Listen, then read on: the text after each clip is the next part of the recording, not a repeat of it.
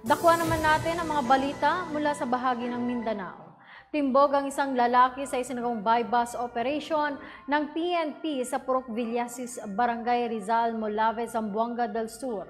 Ang detalye ng balita mula kay Patrolman John Ronald Tumuno. Tinatayang 34,000 pesos na alaga na siya buang nasabat sa isang suspect sa buy-bus operation ng Zamboanga PNP. Kinilala ni Police Colonel Jomari Albarico, Zamboanga del Sur Provincial Director, ang naresto ng suspect na si Natividad Montreal Simbaon, 54 taong gulang, walang asawa, isang street level individual at residente ng Purok 5, Barangay Poblacion, Molave, Zamboanga del Sur.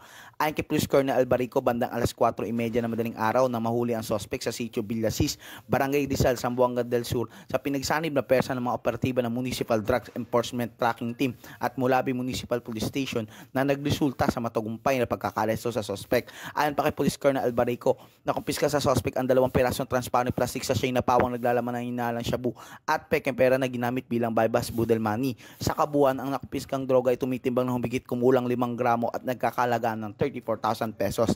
Maharap ang suspect sa kaso paglabag sa RA 9165 o Comprehensive Dangerous Drugs Act of 2002.